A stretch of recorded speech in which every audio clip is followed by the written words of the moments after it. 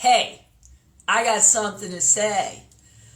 That's right, women rule, women rock, yay ladies. It's our month, Women History Month. I love it. So many great women who have paved the way for where we are today. Now, we're not done. We got a lot more to do. But gratitude. This week I actually got an opportunity to speak in person. That's right, in person at a NABO luncheon. And it was International Women's Day.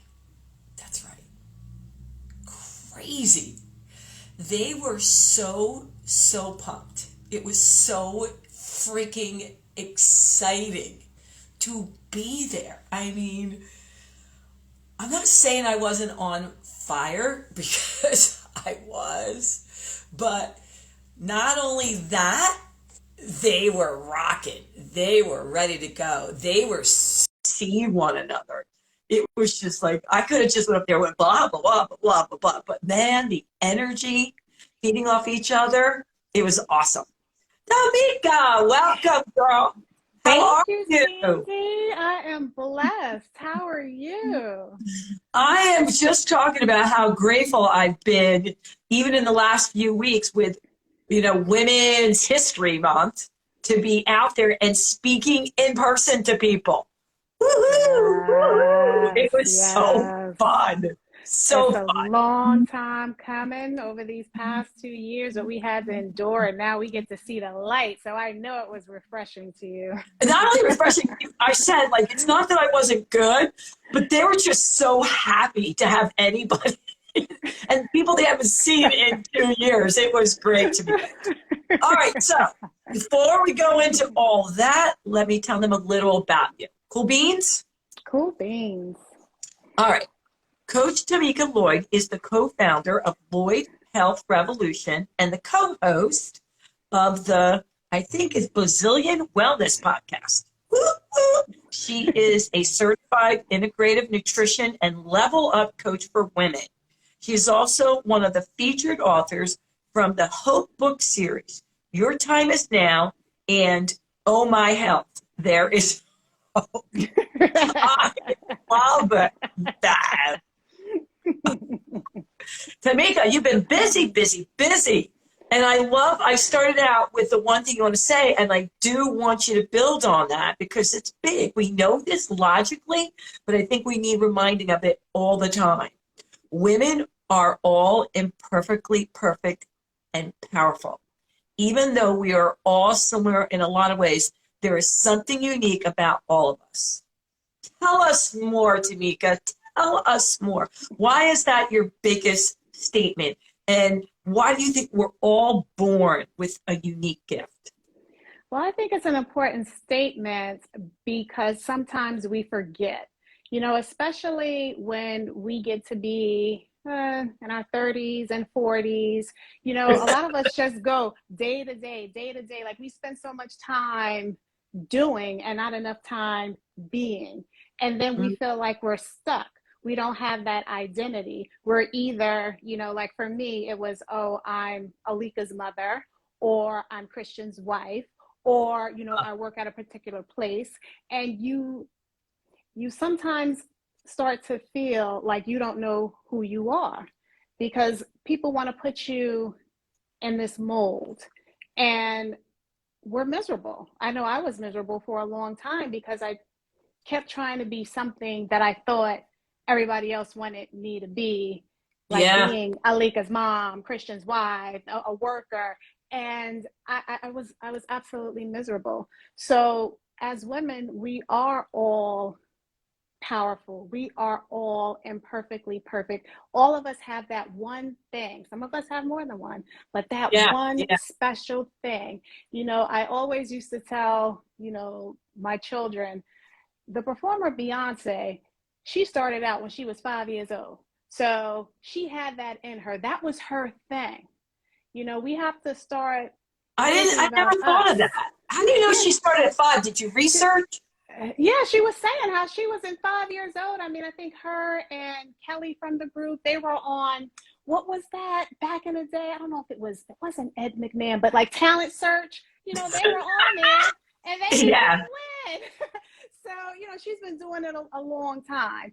But a lot of us will look at her and we're envious of her. We don't know her path, and everybody's path is different, but that was her path.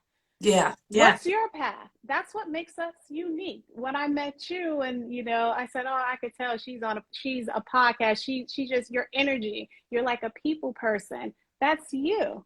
Yeah. Some of us don't know who we are. We don't know what makes us unique because we're too busy being who mommy wants you to be, who daddy wants you to, who everybody else wants you to be. Because I know for me, that was a big thing, you know, trying to be the good girl. I'm so glad you're admitting that. And I'm so glad you're bringing it up, because I was just talking about the speaking engagement that I was at recently in person. Yay. But the big thing they were talking about is they were mostly business women, business owners, and I will say majority really love what they're doing now.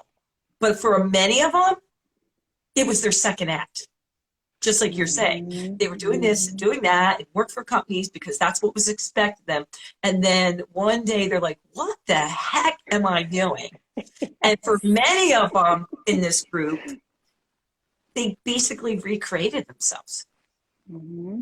Mm-hmm. They were trying to live, you know, they said, I always heard, don't live for other people, you know, live for yourself, and then that will benefit everybody around you. But how do you get out of that? I mean, that's not that easy. I mean, let's talk a little bit about you. What made you make that leap from like, okay, I'm sick of just being miserable? That's exactly what it was. I was sick and tired of being sick and tired. And that's just how it was. And I mean, my first phase of it was, you know, cleaning up my health. You know, you talk about garbage, getting rid of garbage, starting from inside, you know, being over 220 pounds, being sick, being miserable. I was sick and tired of being sick. Okay, wait a minute. Don't be just girlfriend brushing over that. I just so happen to be, you know, 220 pounds and now I'm not. All right. So maybe you were an emotional eater. I don't know where we're going. You didn't like your life, so you ate. I don't know. So yes, do that a little bit. Yes, I used food as my comfort. And growing up, that's how it was. You know, you get a good grade, you get a cookie, you get a bad, you know, something bad happened to you, somebody making you a cake. I mean, in my family, everything was surrounded with food. And of course, growing up and going after. She's saying something so amazing. And comfort food. Yes. And so, you know, growing up and living for other people, that takes a toll out of you. So what was I doing? I was eating, you know, I became you reward yourself. As I did with food. And I made myself sick, and I ended up in the hospital, and the doctor was like, I'm sorry, you got type 2 diabetes. And I was like, what? And I mean, at the time I was 30. And so I said, oh, yes. I was like, oh, hell no, we're not going to do this. And I said, is there anything I can do? Nah. He said to me, and I'll never forget, he said, you will eventually need more medication, and then you will probably die from a diabetic condition. At 30 years old, with a 5-year-old, was like, ooh. Who says that? Who says that? So that was my wake-up call. And he was filled with hope, wasn't he? He was filled with a lot of hope there. He was filled with something. And I was just like, that's not going to be my life, because, you know, I lost both my parents when I was 14. So I could not imagine my daughter being left alone. Ugh. And so that was my wake-up call. And I just said, you know what? I can't do it. And, you know, long story short, food got me into that mess, and food got me out of that mess, because then my type 2 diabetes reversed. And I said, oh, well, but they said it couldn't be done. So I comfort myself, though, with food. You know, I studied what I really didn't want to study because of food. I took a job that paid a whole lot of money and just said, okay, well, I've made it. I'm here. Yay. And I felt so freaking miserable. And until I cleaned that up, if I didn't clean it up, I'm telling you, Sandy, I would probably be dead. Yeah. That's the road I was going on. Yeah. That's the road I was going on. So I love it when you tell me about women, you know, leaving that behind and going until their next phase of life, because you can start that at any time. As long as you're alive, you can start it. And you have to know, though, you know, what's your breaking point? You know, it's the Yeah. same with a job. I mean, I was at a job for a lot of years that the job was fine, but it wasn't me. I was miserable. And so Yeah. finally I had that breaking point and I said, you know what? I don't even care. When you're at the point where you don't care about your money, you're like, whatever. Yeah. That's the point you have. Hopefully you don't have to get to that point. Hopefully you'll say to Yeah. yourself, this isn't worth it. You know, I'm going to start to implement steps so that I can get out of whatever situation I'm in. If it's a bad job, looking for another one. If it's your health, talking to a coach, or start small where you are and build up. Crowd out method. Start where you are, but please don't wait until you were like me and ended up in a hospital. Yeah. Yeah. Yeah. You know, I was just listening to one of my favorite doctors the other day, and he said the same thing that you're talking about. Many of us wait till we hit bottom to soar back up. And what he's trying to get out there and say, you don't have to do it. It's okay. I mean, it's be human, but let's get the word out there to tune in. I would say check in with ourselves. Where are we? Why are we doing what we do? Are we doing it to impress people? Are we doing it because we think we'll impress our family, our friends, social media? And if you are, then you want to take a step back and say, what are some small changes that I could do right now for me that I would enjoy? So can we still, I want to unpack some more of that, because that doctor saying that to you that day, I can't even imagine how you felt. So what did you do right after that? Because you must have been like, you gotta be effing kidding me. You know, my parents went up to I can't have this happen. There's gotta be another. You must have freaked out because this is the doctor saying that to you. So what made you go, there's gotta be another way? I mean, really, what got you to say, I'm not sure about that?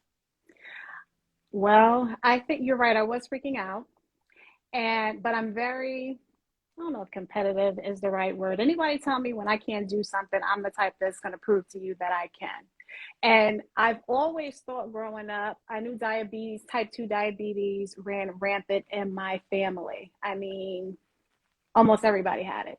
Yeah. So when he was saying, you know, it's genetics and it's what happened, I just kept saying, I said, okay, no, I'm going to research and I'm going to see what other doctors are saying. And back then it was hard. Like now, you know, you got all of these doctors that are now coming up, you know, that's talking about the importance of food. Back then you didn't.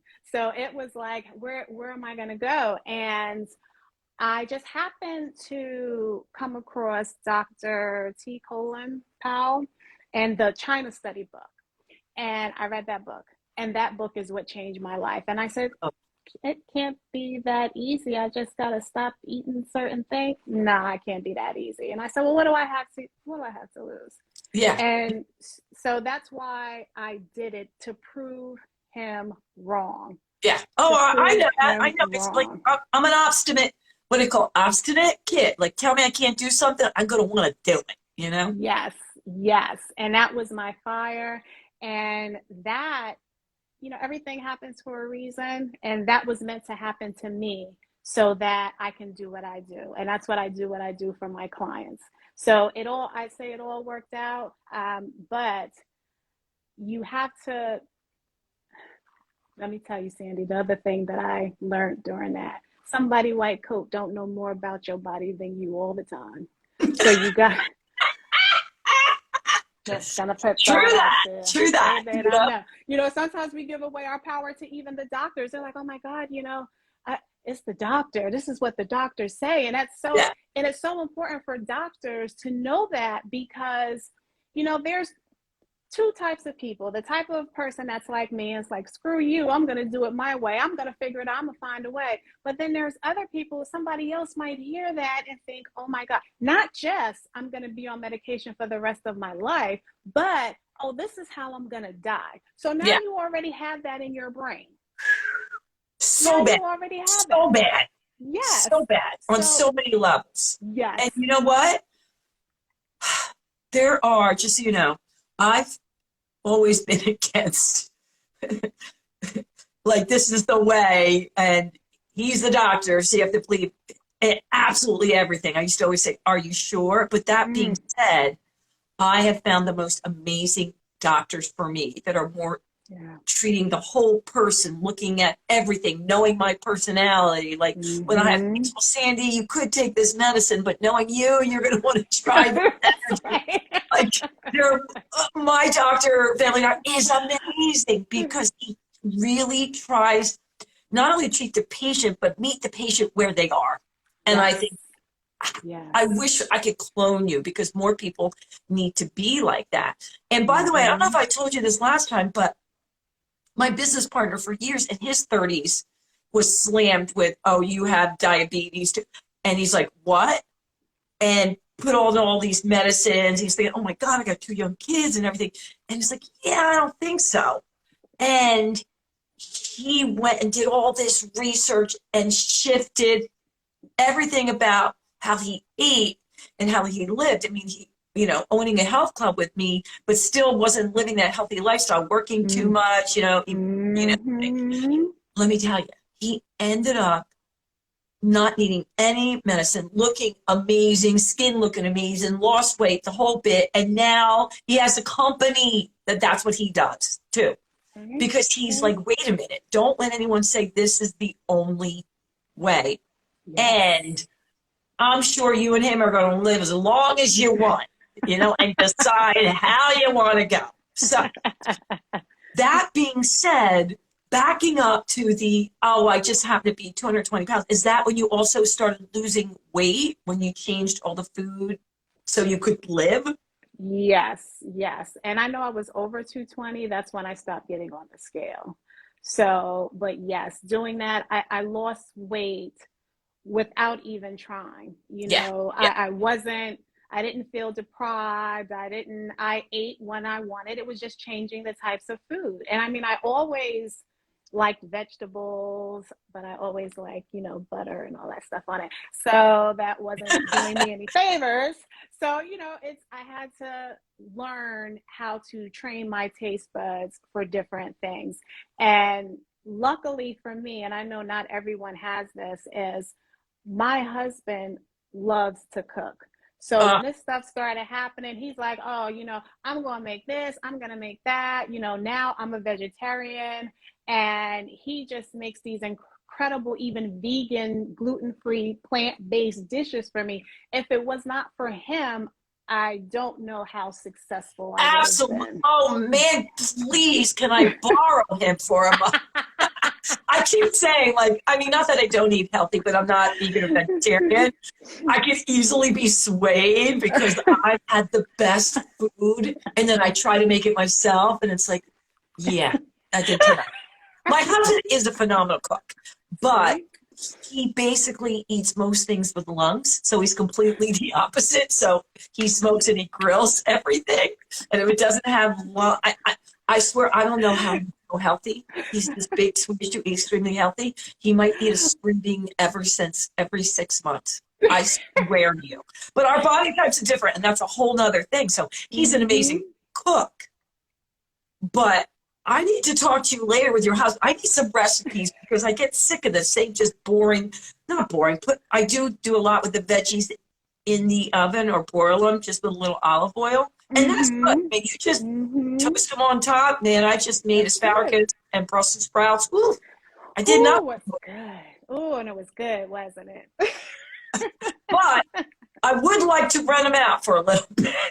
You just let me know when. You have my number. You get on your nerves. If you get on your nerves. Okay.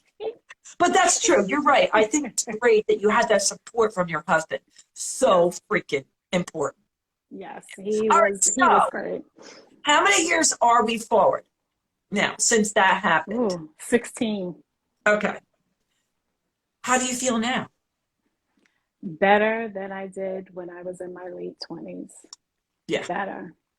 I feel on all levels, the inner peace, the physical, the mental, spiritual, everything is just so wonderful now. Yeah. I'm enjoying being in my 40s. It's the best. I'm learning so much about myself and what I will tolerate and what I won't. And the best word I've learned, Sandy, the best word is no. I knew you were going to say that. I knew you were going to say that. I don't feel guilty. It's like, no, I can't. And I don't even say sorry, because I used to say sorry. And I was like, no, I just can't. Yeah, that's hard for us. We women who are, givers, we want, every time we don't do exactly what someone wants, I'm really sorry, I'm really sorry. And everyone's like, stop saying you're sorry. Yes, because I'm not sorry. Even my son's like, Mom, only say you're sorry if you really mean it. You don't have to be sorry, That's right. I love that. Right. I love that. I put last year, it was a year and a half ago, I had little stickums all around my house that said, just say no. And I put them everywhere. And so I would go out the door even. I would say, you're allowed to say no. And I practiced. Now, keep in mind, it was COVID, so there wasn't a lot of things to say no to because we couldn't do a lot. So there's that. But I got in the practice so that when things started opening up, that I was like, do I really want to hang out with those people? Not that we don't love and embrace, love them, set them free, I call it. Love and set them free. Right. Mm-hmm. And I say love them from afar. Love them from afar. But do I really want to hang out with a group? Do I really feel like we're inspiring each other? Otherwise, lots of acquaintances. So we're saying yes to that charity. Ooh, big one. How many times a year do I want to do pro bono work? Because I can get to not asking for my speaking engagement fee and making sure I say this is the amount and this is what I choose to donate to. Yeah. Because that's hard for me. I can get sucked in that rabbit hole. I'm thinking everyone has a great cause, so I got to pick the ones that resonate with me. I agree. You got to put up your priorities and know what you want. And, life is so short. We don't realize it. We always think that we have all this time. But, in truth, the only time we have is right now and at this moment. So make sure that whatever you're doing, enjoy it. Whoever you want to be around, your time is valuable. It's okay if you don't want to be around somebody. It really is. It doesn't mean you don't love them, or maybe it does mean you don't love them. Either way, it's fine. Yeah. It's fine. Yeah. You got to start taking care of yourself and your needs, because when you don't, I'm telling you, it just feels like you are alone sometimes when you're not. And you just feel, I know I did, hopeless and run down and oh my goodness, what I'm going to do. And we do it with a smile. So a lot of people don't even know that we're suffering inside, because we're just like, yeah, I'm okay. I'm good. We're not good. Yeah, we're good at saying that. Yes, absolutely. So it is so important to take out some time every day just to be with yourself. And it doesn't have to be a long time. It could be 15 minutes for all and just sit and just be without your phone, without any distractions, and just, be. And tell yourself you love yourself, because we don't do that either. Look in the mirror and tell yourself, I love you. I love you. And you know what? When I have women do that, I bet you I've had at least 80% say to me they can't do it at first. They just start bawling, which is okay. Right. It just tells you where you're at for now, But it's something to realize, that's a starting point. All right, so I have a couple questions I got to make sure, because I could talk to you forever, and we're running out of time, and we got to get this in. And one of the biggest questions is that actually what you were talking about, in that you were very fortunate that you had your spouse with you, supporting you, helping you, willing to help you cook. This young lady goes, what if they're not there with you, because that happens a lot. You are a certain way. People get used to you, your certain way. And then all of a sudden you bust out with this power thing and they're like, whoa, not that they're not happy, but this is a whole new, this is used to how you showed up. How do you deal with that with your clients? Because that's a big one, right? Because all of a sudden you're this way. You have this breakthrough. I know people come back from workshops sometime and go, I ain't doing that. I ain't little too much, but you know what I'm saying. They're whether it's good, bad, or ugly, this is the way you've been a lot of times for women for 20, 25 years with their spouse. Mm-hmm. When your spouse is not on the same wavelength as you, it's very difficult, because then what you have to do, and they could not be on the wavelength for a variety of different reasons. Maybe you said this before and they're like, yeah, whatever. And then, you reverted. Maybe they don't believe in what you're doing. I mean, you never know. You have to have that hard conversation with them and see, is there some kind of compromise that can be met? And I'm telling you, sometimes I know with some of my clients, there is no compromise. I mean, the spouse is just like, no, I'm not doing that. I'm not eating that. This is what I'm going to do, and good luck. And so then what do they do? They do it by themselves, and then they find other people to get their support from. Yeah. That's what they do, because you can't change somebody that's not ready for change. And you're either going to try it and make yourself miserable and make them miserable, because in reality, just because you did change, that doesn't mean that they have to change. Doesn't mean that. With my husband, it was the same thing. It just happened that, he was overweight himself, and he was like, oh no, he's 12 years older than I am. And he's like, oh, I better do something because I don't want to drop dead. So that's good. That's good. So that was good for well. him. But if you have someone who's just not into that, you can't change them. You can just hope and pray that they don't try to sabotage you, because that's what I get a lot. Yes. I mean, I have this one particular lady, her husband brought her home this nice German chocolate cake because that's her favorite. And she's like, what are you doing? I told you I didn't want that. And he goes, well, I just want to make you feel better, And she's like, I said, did you eat the cake? She goes, I had a little piece of it, but lucky for her, the sugar rush gave her a headache, and she was like, I didn't eat any more. But that's what you have to do. You have to then find your own tribe. And it's unfortunate if it can't be your husband, but is there your mother, your father, your sister, or friend, someone. Yes, I agree. Someone who has your support that you can be accountable for.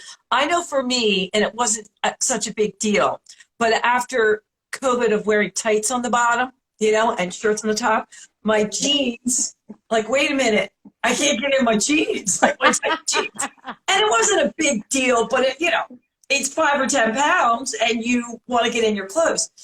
And my husband at first was, he cooks Italian too, going, it's okay. But then he saw that I really wanted this. And so he supports me, I love it.